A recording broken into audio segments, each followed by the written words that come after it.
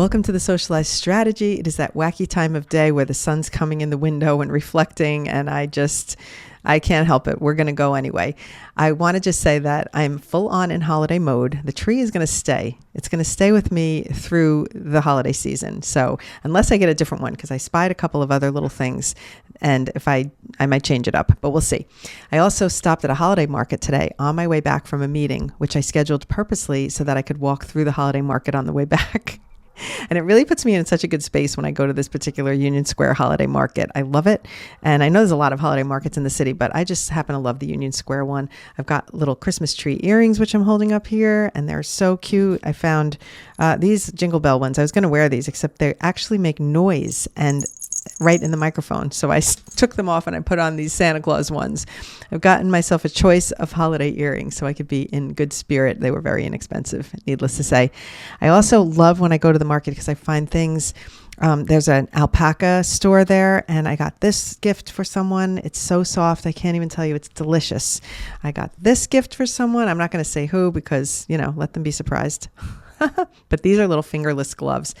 And every time I get something, I'm like, one for them, one for me. I feel like I want to go back and get myself a pair of these fingerless gloves. And they have ones with the skulls, they have ones with hearts. I'm just obsessed with the holiday market thing. I wish I could just do all my shopping there. Anyway, it was really fun. But now let's talk about unusual gifts while we're on the topic, because I was thinking about, I know we're having so much fun in the Socialize studio. So we created gift packages so that if you have a content creator in your life and you think, I want to give them something and I want it to be an unusual gift, you could do something like a simple tripod and then a 1-month trial of the Socialize studio, which is very inexpensive. It's like $1 a day. So you can give them a $30 gift. You don't even need to do the tripod. You could just give them the studio with a little card that says for the content creator.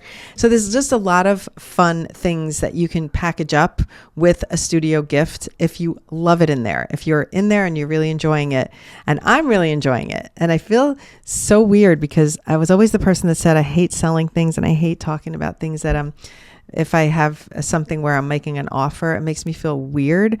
But I'm so comfortable talking about the studio because it's something I love so much and I'm so passionate about. So I don't feel bad even talking about it because I'm not here to even convince you to do it. I'm telling you it's so much fun and you're going to learn so much. And it's like just having a little helper every single day, giving you guidance.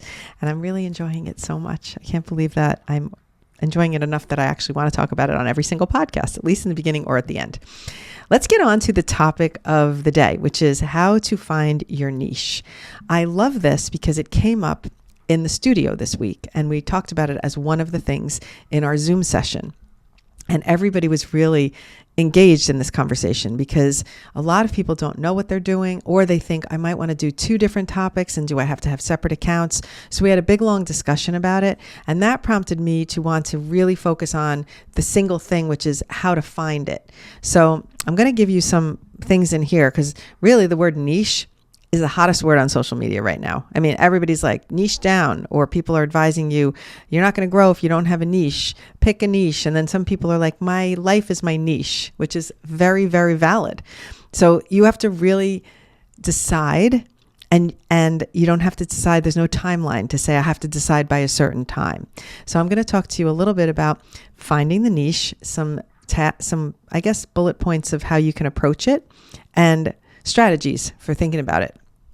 The first thing is that plenty of creators have success without a niche, and their niche is their life. And a lot of these creators that you'll see, they're just humorous sharing.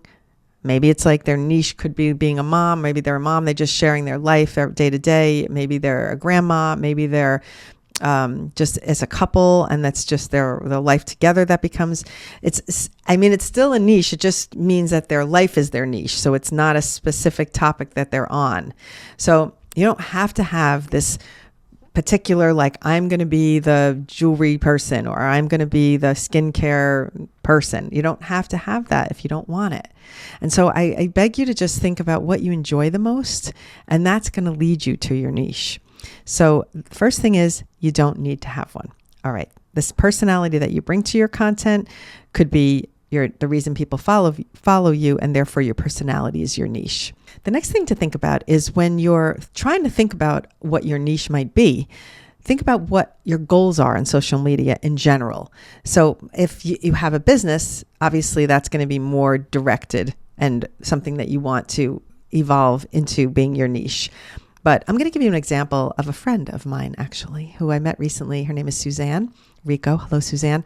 And initially, she got on social media to promote her podcast. And she was very, very focused on that. And it was just going to be about her podcast. And we had a long talk about it because I'm like, if you lean into a podcast being your niche, number one, a platform like TikTok or even Instagram, they don't want you to go away from their platform to go somewhere else. So if you're leading someone to a podcast, if you're leading someone to a YouTube channel, to a website, they don't necessarily want you to promote and get people to leave their app.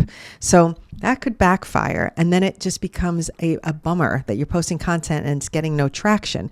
And it's hard to talk about a podcast without saying the word podcast. And sometimes, in her case, the topic of the podcast has a lot of words that would get flagged in the content. So then it's going to be even more challenging. How do you talk about this podcast if you can't say anything?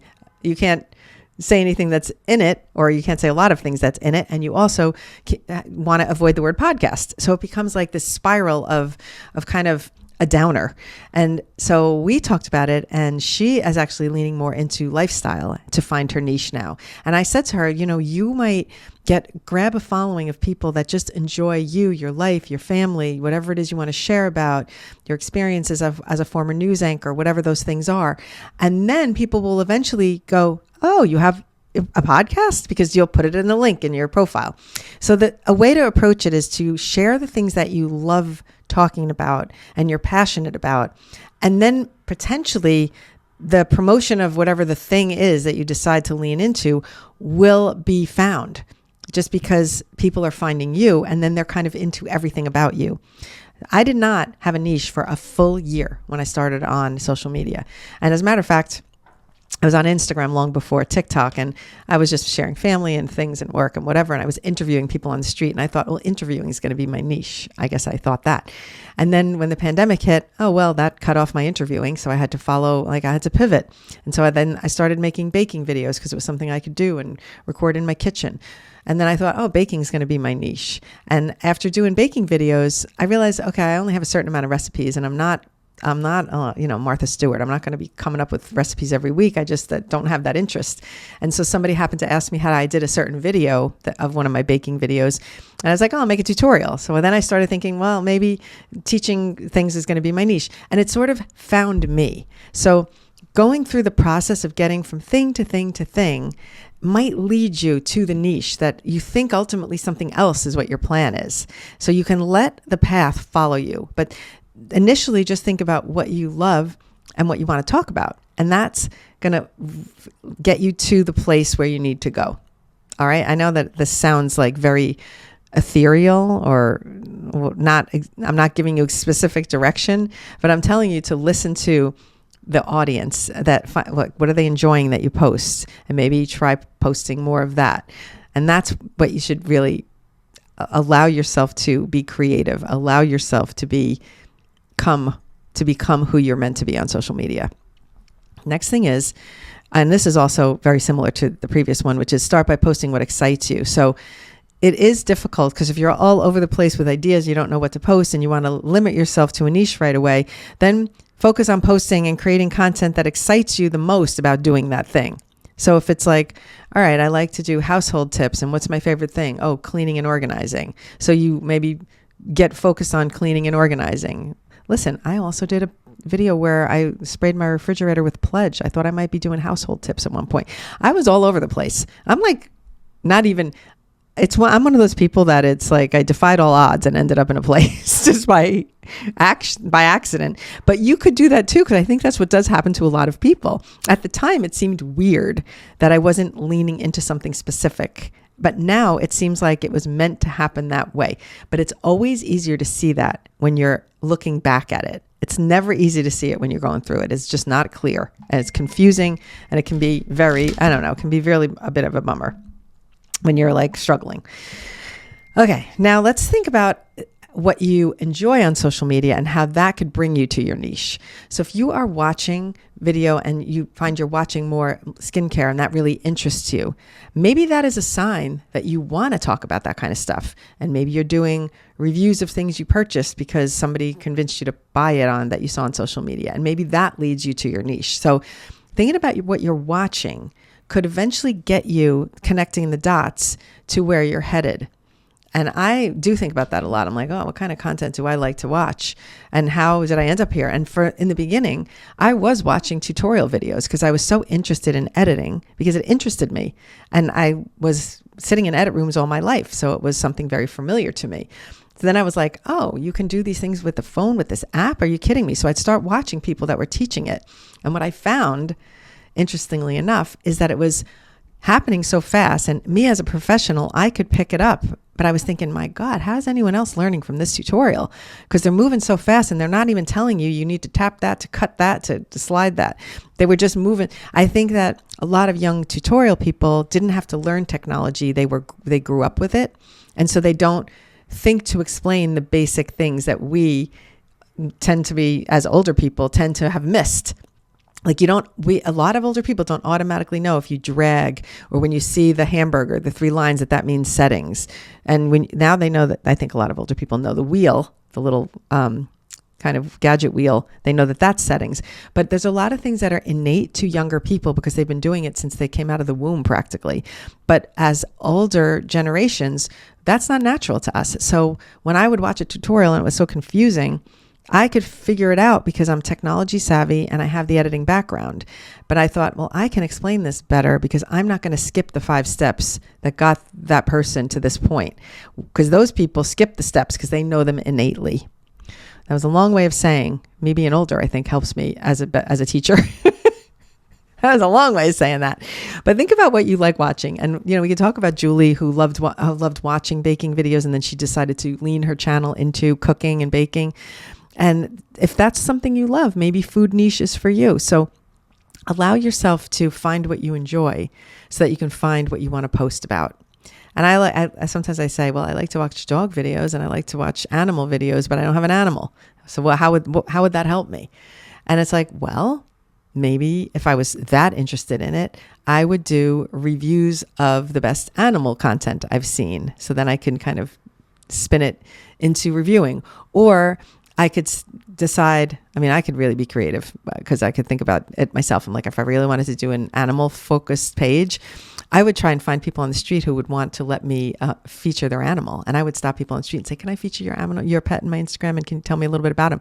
I already have ideas for, let's do it, And I'm thinking about my animal people now who are in the studio. You could really evolve your content with your animals that you're talking more about their personalities and what's like almost using your animal as the person in your videos, but also getting deeper into the personality of your animal. Instead of just like, oh, here's him doing a cute thing and here's him doing a funny thing, have the voice sharing his thoughts. Like the animal could talk about his morning therapy session and how he felt when he woke up and he was like, his mom was not there or whatever it is.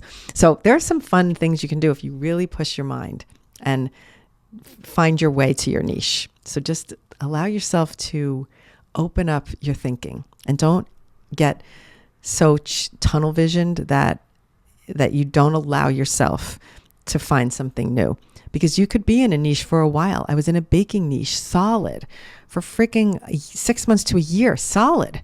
And if I was not open-minded enough, I would never have found tutorials to be a niche, because I would have been like, I got to just keep doing baking content. That's my focus. And I'm just staying in my lane.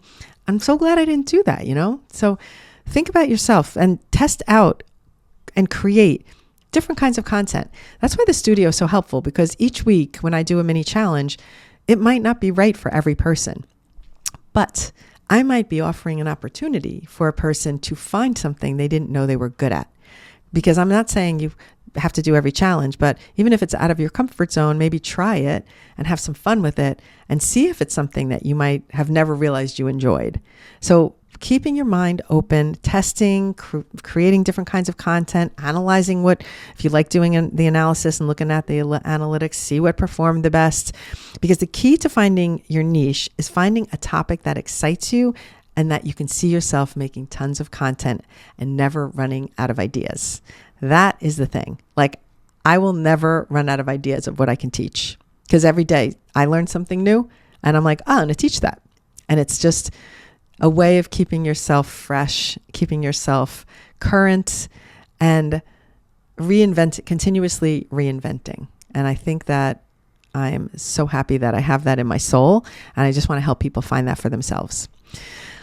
Okay, so that's it for today. Believe it or not, I have a meeting and I just cut it a little too close. I have 2 minutes to get on a Zoom call, so I can't even answer any questions today. I apologize in advance, but I will definitely get some questions lined up for next week. Hope you have a really good weekend, and I just hope that you're enjoying the holiday season in some way. Some of us have tough times in the holiday season, and it brings some sadness, and some people are lonely. And I guess my thought to you is to try and find just a little thing that brings you joy, even if it's something you do alone. And today I had a s'mores hot chocolate. I mean, that simple joy. And it was really crazy because right in the middle of drinking my s'mores hot chocolate, some snowflakes started to fall in New York City. And I was like, my cup runneth over a little bit. So of course I captured it on video, and maybe I'll share it with you right here. Here it is. Oh, wow. What? I didn't know this was happening.